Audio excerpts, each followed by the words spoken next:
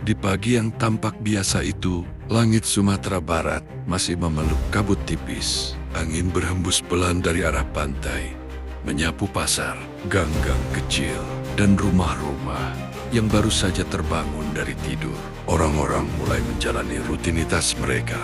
Ada yang membuka warung, menata dagangan, mengantar anak sekolah, dan ada pula yang hanya duduk menikmati kopi pahit dengan harapan hari itu berjalan tenang. Namun, alam ternyata menyimpan sesuatu yang tak terduga. Pada detik pertama, semuanya terasa wajar. Wajar tanah hanya bergetar sangat halus, seperti hentakan kecil yang sering terjadi di wilayah cincin api.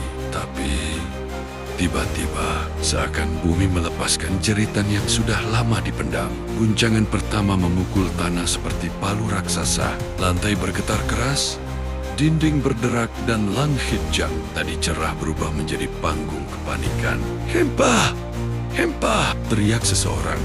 Suaranya tenggelam oleh gemuruh bangunan yang mulai retak. Dalam hitungan detik, guncangan semakin kuat. Tanah seperti bergerak ke kiri dan ke kanan, menghantam setiap fondasi.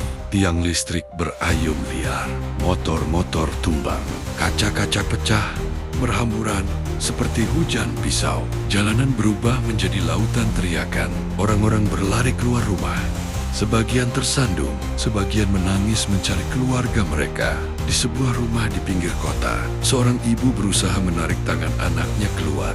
Getaran yang begitu kuat membuat mereka hampir jatuh saat melangkah menuju halaman. Atap rumah berderak, seolah siap runtuh kapan saja. Dengan napas tersengal, sang ibu merangkul anaknya, menutupi kepala keduanya saat puing-puing kecil mulai berjatuhan. Sementara itu, di pusat kota bangunan tinggi tampak menari dalam ketakutan.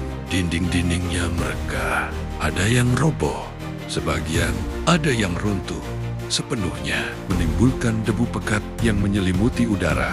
Debu itu menelan cahaya matahari, menciptakan kegelapan yang menyesakkan. Dari balik bayang-bayang abu, terdengar suara batuk, jeritan, dan panggilan meminta tolong. Gempa itu berlangsung hanya beberapa puluh detik. Namun, bagi mereka yang merasakannya, detik-detik itu seperti waktu yang berhenti. Seolah dunia menahan napasnya dalam penderitaan. Ketika guncangan akhirnya mereda, keheningan yang muncul justru jauh lebih menakutkan. Tidak ada suara kendaraan, tidak ada suara pasar. Hanya terdengar tangis yang menyayat hati dan suara bangunan yang masih ambruk perlahan. Orang-orang berjalan limbung, berusaha memahami apa yang baru saja terjadi. Ada yang mencari anggota keluarga.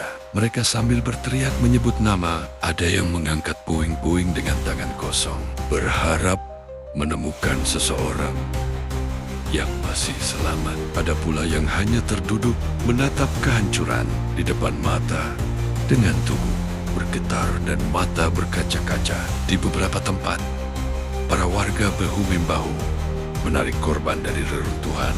Tak ada yang memikirkan perbedaan yang ada, hanya rasa kemanusiaan, rasa ingin menolong, dan ketakutan bahwa gempa susulan mungkin akan datang kapan saja. Sirene mulai terdengar di kejauhan.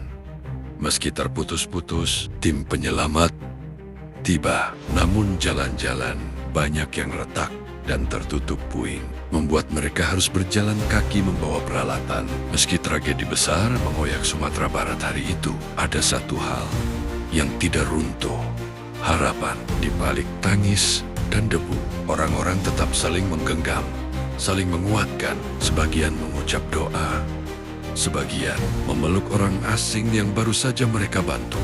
Mereka tahu, meski derita begitu besar, mereka tidak sendiri.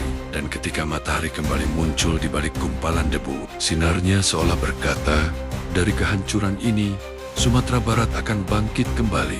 Karena di tanah yang kuat ini, keberanian selalu lebih besar daripada ketakutan, dan harapan selalu lebih terang daripada kegelapan.